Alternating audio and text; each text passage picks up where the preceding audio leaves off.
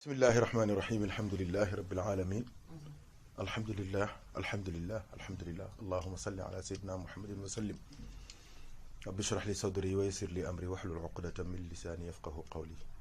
Donc nous saluons toute l'assistance. Nous vous remercions aussi. Certes, vous voulez nous remercier pour le déplacement, mais nous aussi nous vous remercions car vous nous avez ouvert une porte de bonnes actions. Vous nous avez permis de passer une matinée, masha'Allah, remplie de lumière, de baraka, de solidarité spirituelle. C'est l'occasion aussi de remercier encore Thierno Yahya qui nous a associés à cela. Car comme je lui dis souvent, là où vous nous appelez, nous venons parce que nous avons une confiance totale en vous. Alhamdulillah, remercier aussi tous les frères qui ont fait le déplacement. Il faut dire que, comme il l'a dit, c'est une chance incalculable, insondable, que de se réunir pour la face d'Allah, subhanahu wa ta'ala. Et alhamdulillah, aussi, on a récité le Saint-Coran, qui est la constitution, qui est le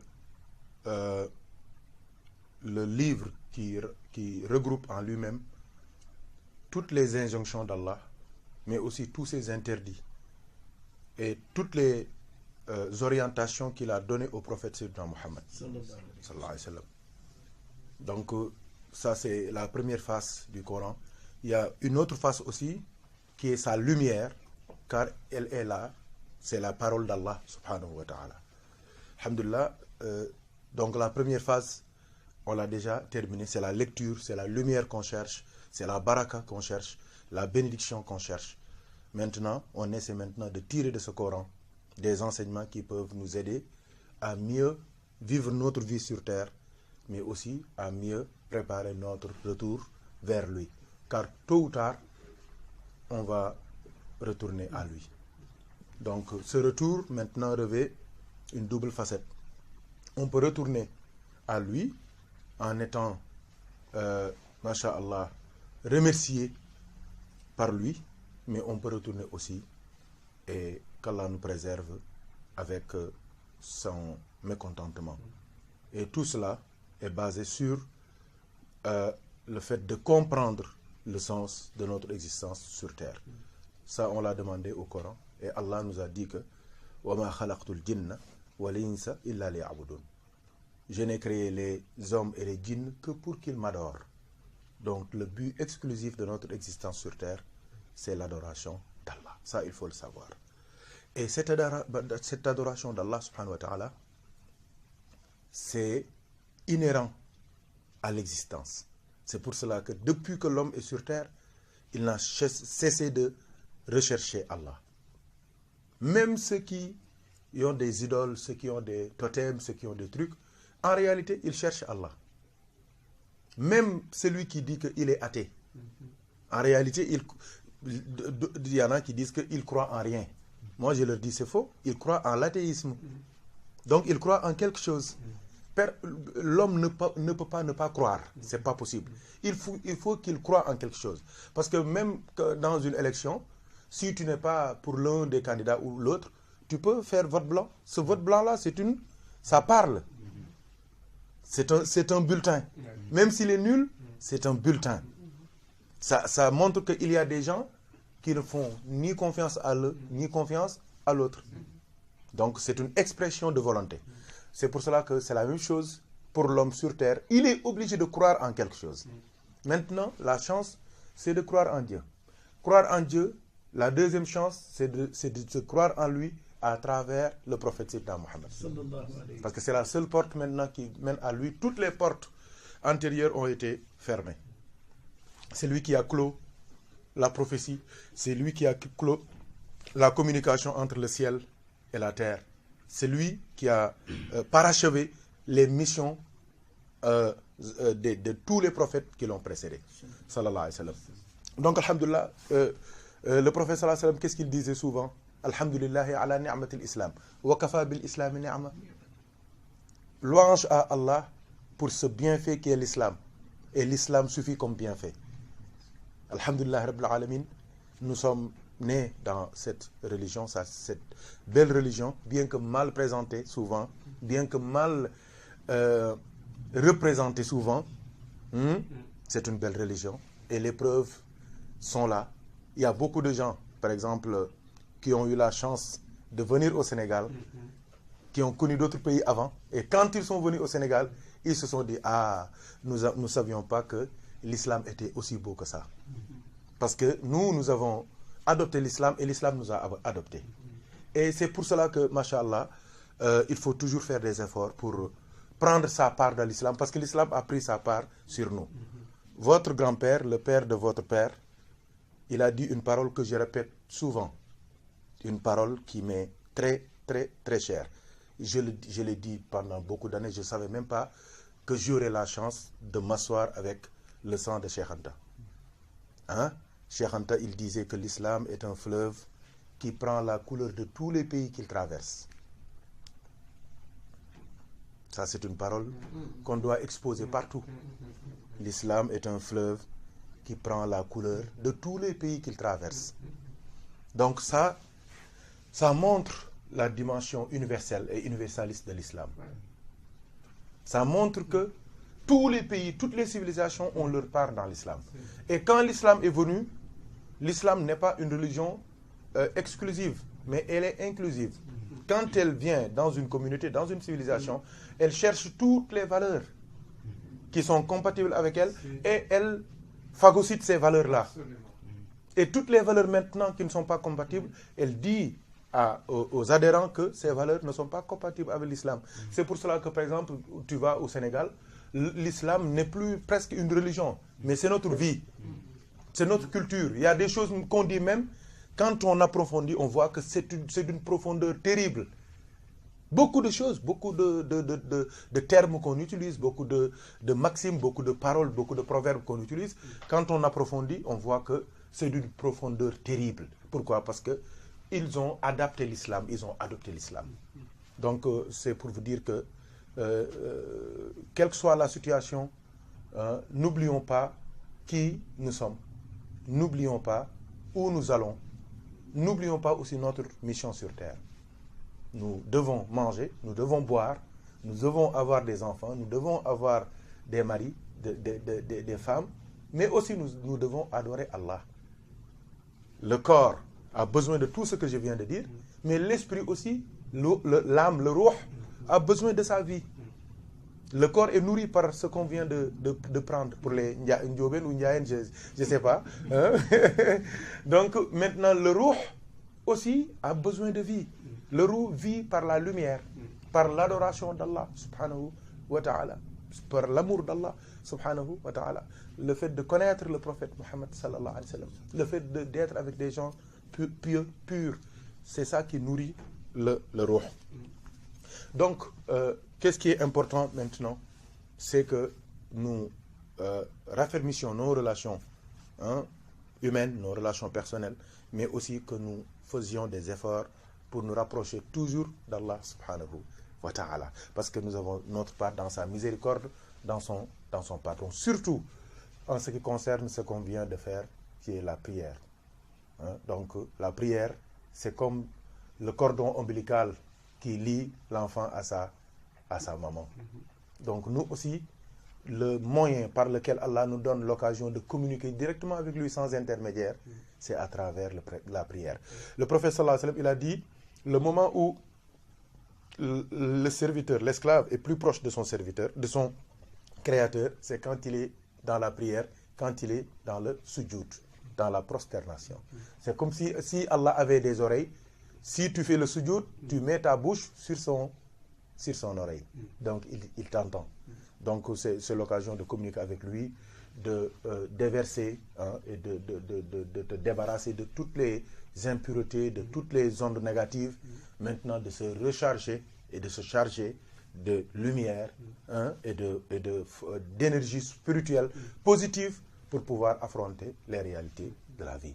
Donc c'est ça l'essentiel pour l'homme. Alhamdulillah Rabbil Alamin, on ne sera pas là pour vous expliquer certaines choses parce que dès le début de notre rencontre, on a eu l'information selon laquelle vous avez perdu votre enfant il y a 2 ans de cela, n'est-ce pas? Il s'appelle Cheikh Anta, qui porte le nom de votre illustre grand-père, que nous tous nous respectons, nous, le Sénégal respecte et aime, et il est connu partout dans le monde. Moi, j'ai fait le Maroc, j'étais étudiant là-bas, mais chaque fois, on me posait des questions sur lui. J'étais obligé de faire des recherches sur lui, parce que mes professeurs, mes collègues étudiants, ils me posaient des questions parce qu'il y a beaucoup de gens aussi qui s'intéressent à l'homme noir en général et aux thèses de Cheikh Anta. Et quand on est sénégalais, on est censé le savoir bien que c'est ça. Donc, alhamdulillah,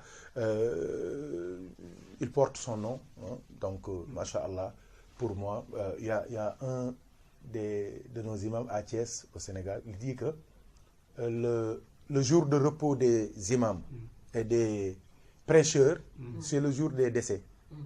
Le jour du décès, l'imam ne doit pas parler. Parce que la mort a parlé à sa place. La mort suffit pour prêcher. Donc il suffit de penser un jeune cadre qui a fait ses études rapidement, qui a réussi, brillé, qui est parti comme ça. Donc ça, ton pire ennemi, tu ne voudrais pas que ça lui arrive. Ça, c'est la main d'Allah. Et Allah veut peut-être passer par ce moyen pour vous rappeler que la vie est éphémère. La vie ne repose que sur un fil. La vie, c'est comme le verre. Ça tombe, ça casse. Non là. Donc, il faut relativiser, il faut réfléchir, il faut avoir une autre philosophie.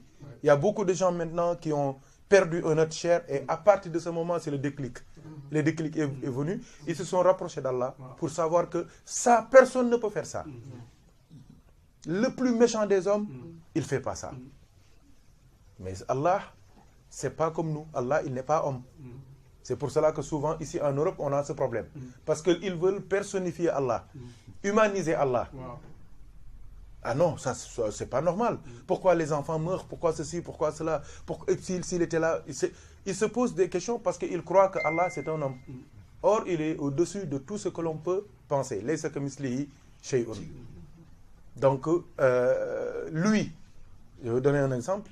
Moi, quand j'aime quelqu'un, mais je fais ce qu'il veut. Je cherche à lui plaire, à lui faire plaisir. C'est le contraire pour lui. Lui, quand il aime ses serviteurs, il les éprouve. Ça montre notre différence totale. Il y a une grande dichotomie entre nous et Allah, subhanahu wa ta'ala. Donc, souvent, il peut faire des choses qui visiblement sont malheureuses, font mal, mais derrière, il y a sa rahma, sa miséricorde, sa clémence. Et j'espère qu'Inch'Allah, le départ de notre frère, Cheikh Anta, Inch'Allah, sera pour nous tous une occasion de se rappeler vraiment les vraies raisons de notre existence sur Terre et de revoir aussi notre relation avec Allah subhanahu wa ta'ala. Parce que c'est toujours difficile de perdre un être cher. Souvent je dis aux frères que maintenant, je parle même pas de nos enfants, des trucs comme ça, mais mon téléphone, le téléphone, si je le perds, c'est dans la maison, hein, mais je ne trouve pas, je deviens fou. Wow. Tu n'es pas le seul. Ah d'accord, heureusement. Ouais. Donc, que dire maintenant d'un enfant? Que dire d'un mari? Que dire d'une femme? D'une sœur, d'un père, d'un grand-père? Tu vois, c'est très fort. Donc, tout ça, c'est des portes de réflexion, de remise en cause, d'introspection, pour pouvoir maintenant se poser les bonnes questions, chercher les bonnes réponses et faire des résolutions dans sa vie. Se rapprocher d'Allah, l'adorer, pour que, Inch'Allah, on puisse, quel que soit Alpha, avoir une vie sur terre apaisée et, Inch'Allah, avoir la miséricorde d'Allah dans la tombe, mais aussi avoir le paradis, Inch'Allah, le jour du jugement dernier. Donc, alhamdulillah rabbil alamin, je ne vais pas être long. Je voulais seulement partager avec vous ces petites réflexions par rapport à notre relation avec Allah. subhanahu wa ta'ala, notre relation avec nous-mêmes, mais aussi nous sommes tous touchés par le départ de Cheikh Anta, masha'Allah, le jeune, et c'est l'occasion aussi de réfléchir. C'est triste certes, mais aussi il y a des enseignements derrière, hein. Donc comme on dit, les erreurs dans la vie sont instructives et constructives. Donc ça peut démoraliser, ça peut abattre, mais l'essentiel c'est de se relever toujours et de savoir que la vie est là et nous avons toujours besoin d'Allah. Souvent je dis ça aux frères qui ratent des choses, qui se plaignent, qui sont tristes. Je leur dis, il ne faut pas se plaindre beaucoup, hein. Il faut pas se victimiser, il faut être fort, il faut rester là, parce que par exemple, si tu cherches par exemple le baccalauréat ou bien un examen ou bien quelque chose et tu ne trouves pas, tu vas blâmer Allah. Mais Allah, si tu le blâmes, à la seconde où tu l'as blâmé, tu as besoin de lui sur le champ, parce que tu respires sans payer, tu respires, tu vis sans payer. La circulation du sang, beaucoup d'automatisme chez toi, mais c'est lui. Donc si tu le blâmes, sur le champ, après tu as besoin de lui. Donc c'est pour cela que quelle que soit la situation, on n'interdit pas à quelqu'un d'être triste. Moi je dis même que être triste, pleurer, ça c'est une sunna. Quand on a des choses qui nous font mal. Le prophète sallallahu alayhi wa sallam, le jour de la Tabaski, son fils est décédé, Ibrahim. Et c'était le seul garçon qui restait. Mais qu'est-ce qu'il a dit? Quand les sahaba, les compagnons l'ont vu pleurer, ils étaient médusés et perdus eux aussi, parce qu'ils ont vu que leur référence est en train de craquer peut-être. Le prophète leur dit, non, moi je ne craque pas. Je suis un homme. Il y a mon côté humain. Il dit, les larmes sortent. Le cœur est triste. Mais je ne dirai jamais quelque chose que Allah n'aime pas. Voyez les trois. Les larmes sortent. Le cœur est triste. Mais je ne dirai jamais quelque chose que Allah n'aime pas. Donc c'est pour cela que je dis même que quand on perd quelqu'un de cher, c'est une sunna de prier, de pleurer, parce que le prophète a pleuré. Pour vous dire que ça c'est humain. Mais après cette émotion-là, il faut revenir maintenant à la raison et essayer maintenant d'affronter la vie avec ses réalités. Donc je demande à Allah de nous bénir nous tous, de nous donner la baraka, Inch'Allah, du Coran, de sourate Yassine, qui est, le prophète sallallahu alayhi wa sallam a dit que chaque chose a un cœur, et le cœur du Coran, c'est sourate Yassine. Et on a récité cette sourate plusieurs fois. On a fait beaucoup de dhikr pour nous renforcer spirituellement. Que toutes ces lumières se déversent sur nous. Inch'Allah, qu'Allah fasse miséricorde à votre père, Cheikh Anta. Masha'Allah, qu'Allah le rétribue à la hauteur de tous les efforts qu'il a fait, surtout pour la science, pour l'homme noir. Hein? Qu'Allah le rétribue. Et maintenant, alhamdulillah, il y a beaucoup de gens qui connaissaient des choses même qu'il cachait. Maintenant, grâce à lui, ils osent le dire même dans des assemblées religieuses. Comme par exemple, que dire que Sayyidina Moussa était noir. Avant Cheikh Anta, personne n'osait dire ça. Sayyidina Luqman, il y a un prophète dont une sourate porte le nom. Luqman al-Hakim. Donc, à partir des thèses de Cheikh Anta, maintenant, les savants de l'islam osent dire qu'il était noir. Tu vois? Et beaucoup d'autres exemples. Donc, ce n'est pas l'occasion de parler de ces choses-là, mais alhamdulillah, donc, il a beaucoup contribué au rayonnement scientifique et littéraire et même politique du Sénégal, avec une autre façon, comme je l'ai dit, mais nous, masha'Allah, on a perverti et dépravé et déprécié la politique qui est seulement la participation à la gestion de la cité, mais tous ceux qui ont des idées fortes, des idées novatrices, des révolutions, comment dire, c'est ça, ils sont étouffés et abattus. C'est toujours comme ça. Mais alhamdulillah, comme disait un grand wali, vous pouvez emprisonner mon corps, mais vous ne pouvez pas emprisonner mon esprit. Vous voyez? Donc c'est ça. Donc al-khattu yabqa zamanan ba'da katibihi wa sahibul khatti tahta al-ardi madfunun. Donc quelqu'un peut être enterré et que la terre même mange ses muscles et ses os, ses os, mais son écrit, ses enseignements resteront jusqu'à la fin des temps. Donc, alhamdulillah rabbil alamin, nous demandons à Allah de lui pardonner, de lui octroyer le paradis à la hauteur de tout ce qu'il a dépensé comme effort spirituel et scientifique pour le rayonnement des sciences. Parce que le prophète sallallahu alayhi wa sallam, en réalité, le premier ordre qu'il a reçu dans le Coran, c'est Iqra. Iqra veut dire lis. C'est la première injonction divine. Iqra, lis. Ça montre la place de la science. Absolument. Iqra. Avant de dire Bismi Rabbika, au nom de ton Seigneur, qui a fait ceci, qui a fait cela, il lui a dit lis. Et même avant la création, l'existence de l'homme sur terre, le premier examen que l'existence a connu entre Sayyidina Adam et les anges, mais c'est la science qui les a départagés. Il faut lire Sourate al-Baqarah, la sourate la vache, la deuxième sourate dans le Coran. Quand Allah a dit aux anges, prosternez-vous par respect, hein, ce n'est pas une prosternation d'adoration, mais une prosternation de respect. À Adam, ils ont dit non. Et Dieu leur dit, mais pourquoi? Ils ont répondu que lui, tu l'as créé par la boue. Nous, Iblis, il a dit, le shaitan, il a dit, moi, tu m'as créé, khalaqtani min narin, tu m'as créé par le feu.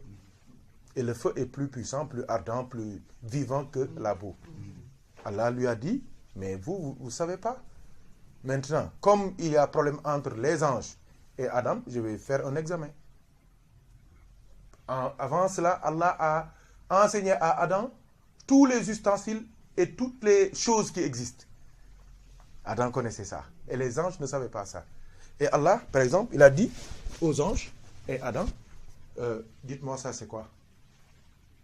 Les anges, ils disent, ça c'est la première fois qu'on voit ça nous. Et Adam, il dit, ça c'est quoi ça? Clémentine, non? C'est un fruit. Dieu, il dit, dites-moi ça c'est quoi? Ils disent, ah, ça on ne connaît pas, parce que les anges ne mangent pas. Adam, il dit, ça c'est une cuillère. Il dit, dites-moi ça c'est quoi?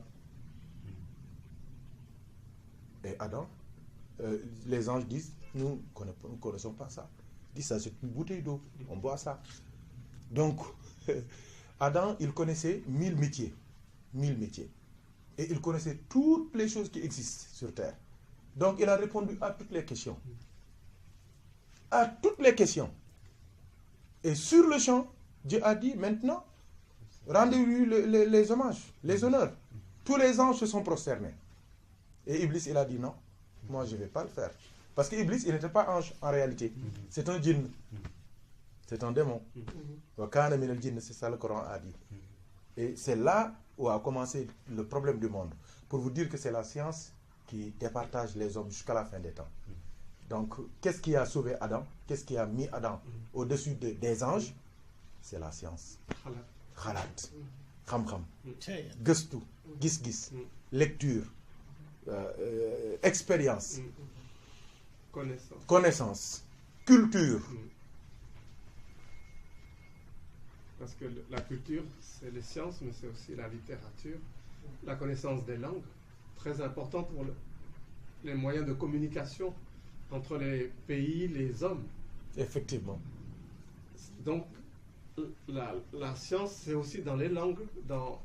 Il ne faut pas limiter au mot science, mais comme tu dis, la culture, ça englobe tout. Ça englobe tout, c'est ça, c'est plus large. Ouais, c'est ça.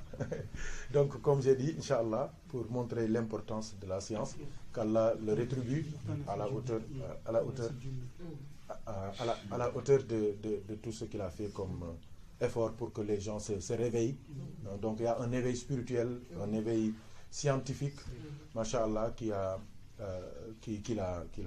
mis au devant de la scène. Et en plus de cela, surtout le respect qu'il avait pour la langue Wolof, le fait qu'il soit docteur, l'un des plus grands diplômés d'Afrique, du monde africain, de l'Afrique je veux dire, et qu'il est resté, masha'Allah, jusqu'à avec son authenticité, même quand il parlait, tu ne sentais pas que c'est un docteur qui parle. Il parlait comme Allah l'a créé, masha'Allah. Cette simplicité, cette modestie. Tout ça c'est des leçons qu'on prend de lui. Donc, beaucoup d'efforts, Inch'Allah. Donc, Inch'Allah, on vous exhorte, on vous rappelle les efforts, Inch'Allah, à faire pour tenir ce flambeau des bonnes actions, des bonnes œuvres, de la générosité, de l'amour, de la solidarité, de la fraternité, parce que c'est l'héritage, Inch'Allah, que tous nous partageons. Accrochons-nous aussi à notre religion, à la salat, à la prière, Inch'Allah, qui est notre cordon qui nous lie à Allah subhanahu wa ta'ala. Quelle que soit la situation, prions et passons par la prière pour nous rapprocher d'Allah et lui demander sa grâce, son pardon et sa miséricorde. Qu'Allah nous aide et nous assiste, Inch'Allah. Qu'il nous donne une longue vie, beaucoup de baraka, Inch'Allah. Tcherno a dit beaucoup de choses, Inch'Allah. Allah a tout entendu. Nous demandons à Allah de leur donner tout ce qu'ils cherchent, ici et dans l'au-delà, par la baraka du prophète Mohammed. Sallallahu alayhi wa sallam. Amin. Donc, Amin. Amin. Et toi aussi, comment il s'appelle? Monsieur Diallo. D'abord,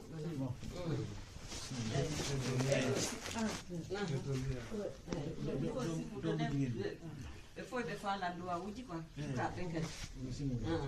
Yaram.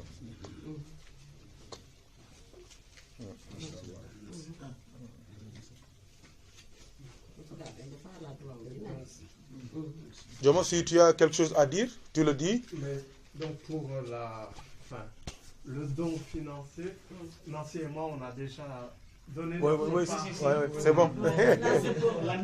Là, c'est personnel. Oui, c'est personnel. On est au courant.